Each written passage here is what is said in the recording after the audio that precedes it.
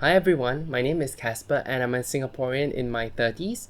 Today I wanted to talk about the different ways or different instruments that you can invest. I think most videos will probably go through stocks, bonds, all that, and in detail. In this video, I'll go through on a high level the least risky of the instruments that I feel there are, and then the most risky but probably the most reward. Please note that risk and reward usually comes into play. I just want to highlight those that might not be the best ratio in terms of risk reward, and those are things that you may want to take note of or things that you want to kind of avoid. So first, the one that all of us are kind of more familiar with, that is the savings account. Your savings account is an instrument where you can get returns, maybe just a bit less. In Singapore right now, there are different types of savings accounts that actually give you quite a bit of interest depending on the actions you take with the bank that you have the account with. So for example, I'm in DBS Multiplier, which is honestly not the best returns right now. It is still substantial because I do put my salary in it and I do have credit cards with DBS, and that's how I get some returns back. You may want to compare the different savings accounts and see which one gives you the most bang for buck. But I'm not the sort of person that chases, a 0.5% in interest and then, create a new bank account and shift it across, just because I don't really have much cash in my savings accounts right now at this age. I don't have any dependents. I'm just in my 30s. I don't have a house yet. I'm looking to buy one when I'm 35, but not yet. So liquidity is not really that important for me at this kind of age. Savings accounts are very, very safe. The returns are low, but they are also safe, and it's very liquid. So those are the three things I want you to kind of think when you invest. What's the liquidity like? What is liquidity? Liquidity is when you can actually remove and move the money around as easily as possible or withdraw. And a savings account is very easy to withdraw. You just go to your ATM, withdraw the cash, or you can simply do a fast transfer between your banks. So this is what I mean by liquidity. A savings account definitely has that. Risk reward, it is also a great ratio just because it is very low risk and it does give you some sort of reward annually, maybe 4%. So that's the first one I wanted to talk about. I think the second one that you might be familiar with is your fixed deposits.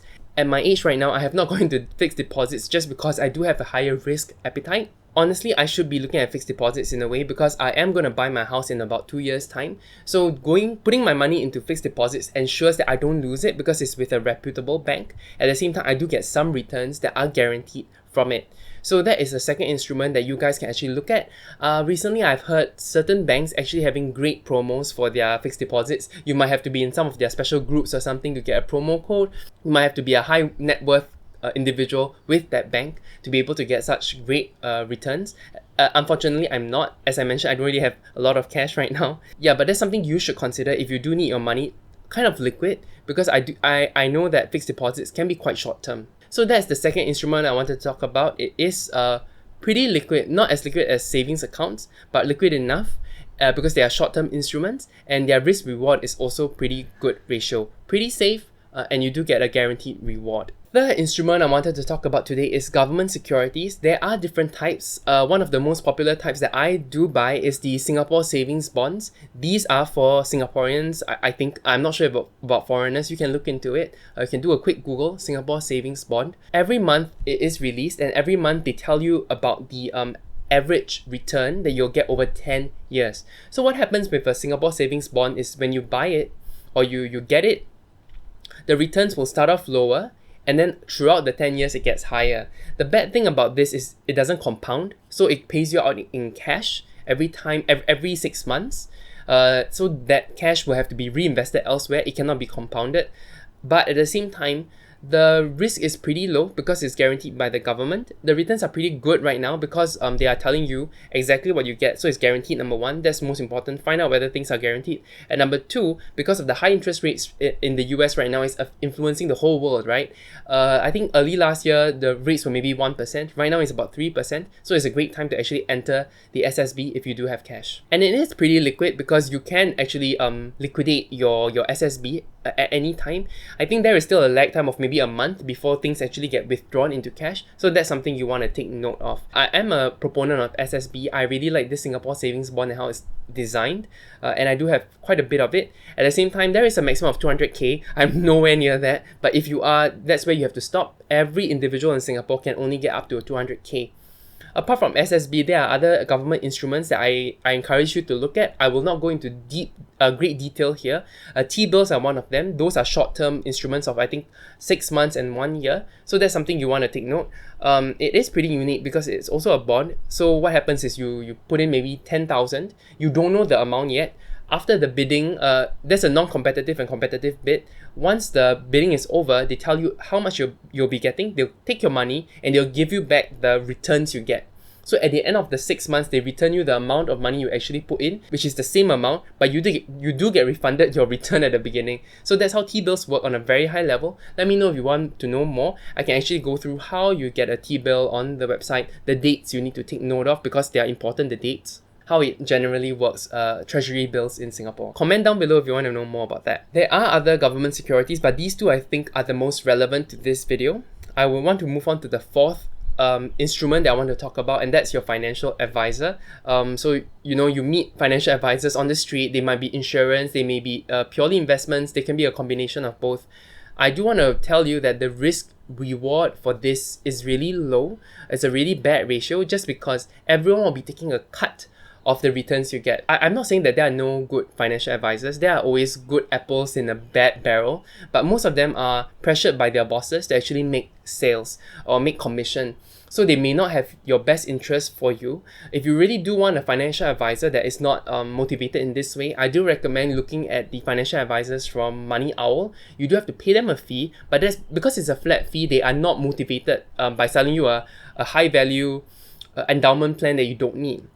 I've seen so many young people on Reddit talking about how they got trapped on the streets. There are NSFs who are forced to put $300 into an endowment fund for years, and the returns are abysmal. Why are they abysmal? Is because the insurance company or the investment company will take a cut off your returns, and if the fund is performing below the returns, they still take a cut. Actually, all advisors do that, even robo-advisors, which I'll go into next. They all do this. At the same time, these financial advisors do have a huge cut, a bigger cut. You have no visibility into the funds as much as you'll like. And there's so many downsides to it. I think a lot of people get trapped. They get confused just because the FA tells them, hey, you'll be getting 8% returns on this fund. But ask them, is this guaranteed? Because if it's guaranteed 8% is great, I'll do it. Is it 8% after the expense ratio? Is it after the management fee? Is it after all the fees that are taken away? Is that a guaranteed 8%? If they guarantee 8%, the contract shows that it's guaranteed. Read the contract before you sign. Please sign that because that's a great deal. If it sounds too good to be true, to be honest, you might not want to take it. So use your critical thinking. Generally, they will tell you, oh yeah, it's not guaranteed. Of course not. It's 8%. There's no way for us to guarantee that. Then why go for this when you can get a guaranteed 3% that you can withdraw anytime? Most of the FA's instruments are long-term. They are not liquid at all. The risk ratio, the risk-reward ratio is bad. So try. I'm not saying don't do it. I'm saying use your critical thinking and think carefully about the options you have. That's why you have this video, right? You are looking at all the different options you have to consider. So things you can do is to challenge your financial advisor, like why this instrument, why not this instrument? And when they don't know how to respond, or they just show you the stupid exponential curve, a lot of them do that, telling you, compounding will increase. Yeah, I know compounding will increase, but I can go into any other instrument apart from yours, and everything will compound anyway. So those are things you want to think about. If you want more in-depth into how I feel about FAs, you want a little rant, you want a little bit of things that you should be asking or doing with a financial advisor, please let me know. I'll be happy to actually create a video like that. The next one I want to talk about, the fifth one, is actually the endowment plan. So there are endowment plans that are generally okay. They are not amazing. There is still a fee, but they are okay. I myself have put into endowment funds before. For example, when last year the interest rates on SSBs were about 1% or less, there were endowment funds from Great Eastern, for example, that guaranteed 2.7% over 3 years. So to me, that is a short window of time. So it's not liquid, but liquid enough because I need my money out in 3 years. That's number one. Number two, 2.7% back then was pretty decent, I thought. So that was okay. There was no other downsides to it. I didn't see any bad thing because they did guarantee that 2.7%. That was what I made sure they guaranteed. The downsides to endowment funds like this is usually you only put in one sum. It's not a DCA. You put in one sum and you'll get it back in 3 years. From the downsides of this is actually because you need to put in a significant amount of money. Usually the minimum sum to invest is $10,000 and not all of us have $10,000. So because I do trust my parents, I do trust my family, sometimes we do pool our money together just to put in together. So we have our own understanding that, we'll get back this amount, that amount. Everything is already pre-calculated, everything is already done. And for these kinds of endowment funds in general, they are compounded. So they are slightly better than the SSB because they are auto-compounded. Okay, so I'm not shitting on all endowment plans. I'm just telling you, you need to think critically. And something that you really always need to look out for is that term guaranteed. When they tell you guaranteed, it's something you can really think about and consider for a short-term instrument or something you want to actually explore. Okay, so that's the fifth one. Let's move on to the sixth one. This onwards, right? Everything is not guaranteed. Everything is kind of a risk, right? There is a risk of loss. So you can lose your capital, things like that. And this one I want to talk about is this auto-invest system in a bank. So I'm not sure about all banks in Singapore. I didn't do all the research. But for example, for DBS, they have this thing called DG Portfolio. They provide, I think, 2 ETFs. One is a stock ETF, one is a bond ETF, and then they will just withdraw money from your bank account every month to dollar cost average. So there are some pros to this is because I think they charge you on every time you DCA. So they charge you on the transaction. They don't charge you on the amount that they're holding for you, which are some of the, like the robo-advisors do that. So for example, if I am DCAing 100 every month and they're taking $1, it's only $1 every month. For robo-advisor, if you're doing $100 and they take 1% of the $100, as the $100 grows, right, that 1% also grows, if you know what I mean. So the fees on a robo-advisor is really much higher than this kind of auto-invest in a bank. At the same time, I'm not sure how auto-invest really works in every single bank. So I do urge you to look. If it is on the whole asset, then that's something you may want to take note of. But from my understanding, it is usually transaction-based, which can actually save you a lot of money in the long run. And because these are ETFs, they are usually more spread out the risk. So it's not like one stock goes down, everything goes down. The risk is spread across a basket of goods, a basket of bonds or a basket of stocks. And that's why I would say the risk-reward ratio on this is okay. The fees are also great. The next one I want to talk about is robo-advisors. Honestly, I'm using a robo-advisor, and I don't know if I want to talk about it. I hope they sponsor me, but I'm using Endowers. There are some good reasons why I'm using Endowers. If you want to know that, let me know. I can do a separate video on that. But for now, I do feel like robo-advisors, how do they help more than an auto-invest is because in Endowers at least, I can choose the funds I want and the percentage of funds I want in that fund. Maybe like 75% in this stock, 10% in a bond, 15% in emerging markets. And then when things go up and down, this robo-advisor will actually rebalance for me. I have lost a lot of money because I didn't know how to reinvest or I didn't know how to rebalance my portfolio. For example, last year, I had a lot of money in Luna and it grew a lot. And if I was using a robo-advisor that handled Luna, for example, this doesn't exist by the way, but if it does, they would have sold my Luna for me and bought more stock, keeping me more safe. At that point in time, because I'm doing stock picking and things like that, all my risk was there and I didn't do my rebalancing. The most key component of why a robo-advisor can help you is because if you know what you want, it can help you rebalance automatically. Like every few weeks or every month, when things deviate too far away from your prescribed allocations, they sell and they rebuy. So everything is rebalanced for you. That is the ease of using a robo-advisor. However, the downsides I already mentioned, right, is because they charge you on the whole portfolio that you have. The more you invest with them, the more you're actually paying them every month. And seeing the fees, it is a bit painful knowing that your losses, because of the market, now my portfolio is lower than what I put in. It is painful to see them take fees when I'm really losing. So that's something you need to handle and take into stride if you want that auto-balancing kind of setup. And it gets a bit harder because when you're using a robo-advisor, if you're using Stashaway, I think they only have like a few funds and you just select your risk allocation. But for Endowers, because there are so many choices of funds, it gets a bit difficult sometimes. And when they release new funds and you don't know, you might be paying more expenses than you are. For example, last year, I realized I was paying more for a fund that was actually similar to another one with lower fees. So that's something else you need to take note of if you're using a robo-advisor like Endowers. If you're using Stashaway, it's fine because there's only one type of allocation. At the same time, that is a black box and that's not something I would like because it's not as visible. For different robo-advisors, there are different levels of liquidity, but generally they're all pretty good, meaning when you decide to sell your stock and liquidate, your cash usually comes out in a few business days. So that is definitely more liquid than an endowment plan, for example. So liquidity is okay. Risk reward really depends on what you want and whether you know what you want. So for example, a black box doesn't make me feel comfortable because I can't read up on the funds. If you're a person who are more hands-off, you might want to consider that. But I do urge you to try to read about the underlying instruments in your fund or whatever you're doing. After robo-advisors, I want to talk about ETFs. Electronic traded funds, I think.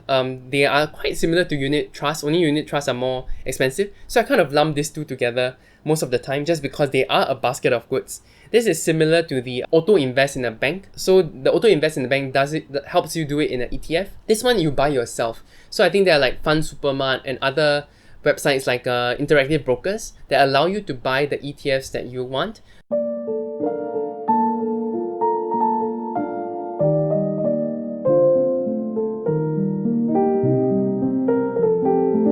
You need to actually rebalance yourself. So if you're buying an emerging market, you don't want it to go too high and then drop significantly. You want to be selling there and buying a more general fund. There are more thoughts that you need to have when you want to actually do your own ETFs. At the same time, when I started out in my investing journey, ETFs seem to be the best risk reward ratio if you have a bit of time. So I do recommend that for most people. You rebalance yourself. Just make sure you are not deviating too much from your own allocation. You read about the funds you're buying, and the best thing about this is they don't charge you, like interactive brokers and all this. Right now, they don't charge you on your whole portfolio. Previously, I think interactive brokers charged you if you have less than 200k, but I think that's no longer the case, which is amazing. I wish I knew that. I wish that happened earlier, because for me, I didn't go into interactive brokers because of that huge fee that they had. I think it was like $100 a quarter or something like that. Anyway, it's no longer done. So every time you buy, you just pay that small percentage for each transaction. They will never charge you on the whole portfolio they're holding for you. So it really will save you a lot more money than a robo-advisor. So if you are willing to dive a bit deeper, I do recommend this route. It's something I have been thinking about doing in the past months. So if you have any thoughts and advice for me, whether I should move from Endowers to actually interactive brokers and buying my own ETFs, let me know. I'm very interested to hear from you whether I should do it or not. After ETFs, it's pretty simple. The next one is stock picking or bond picking. It's picking specific stocks or buying specific corporate bonds that you believe in. This I don't really recommend for someone who is financially illiterate. I'm not the sort of person that really keeps up anymore. I used to keep up a lot, especially about crypto, but I no longer do anymore. But if you do believe in the stock, like Tesla, a lot of people are Tesla bulls, right? They buy Tesla stock and they want it to go up. This is how it's like a high risk, high return kind of thing. And of course, you use a broker like IB to buy it. That's another way to actually make the money you want to make. And the last one I want to talk about is moonshots. Moonshots include like crypto. Because they are unregulated, there's a lot of money to be earned, but it can be risky. I do own quite a significant amount in crypto. I lost a significant amount, about 6 figures in Luna. There is a lot of risk to it. Things go up and down. It's unregulated. A whale, we call them whales. Whales are super rich people. They can screw you over by suddenly selling all their crypto or suddenly buying a lot and then increasing the price artificially. Apart from that, there are regulators involved. So for example, when you try to withdraw your crypto merchant or like Gemini might ask you, where do you get all this money from? Why do you have all this money? And maybe they can even prevent you from withdrawing. Who knows what will happen. Like MAS suddenly told Binance that we couldn't use it. All of us were scrambling to get our assets off Binance. So it really hurt us more than the company itself. So those are things you want to take note when you go into crypto. Apart from crypto, there is also private equity. This usually happens when you actually work for a private company. Like for example, if you're working for ByteDance, they might actually give you ByteDance stock. Private equity can really go super high. At the same time, it is difficult to sell because it's not on a publicly traded forum or market. They're all privately traded, so you have to sell it to like the company itself when they do buybacks, or you have to sell it to another employee and things like that. It gets really complicated. At the same time, this is why people join startups, right? They believe in the startup, they believe in the stock, and that's why they join it, so that they hope to get this moonshot. High risk, high return. Okay, so I think I covered about 10 instruments. I'm hoping to put the numbers in the title cards when I do this, but yeah, I hope this was eye-opening, high-level 10 financial instruments that maybe you can actually look into when you are investing or saving, trying to figure out your financial life. Let me know if you have any questions, any comments down below. I'll be happy to help, and please subscribe, help me out, and all of you take care. Bye bye.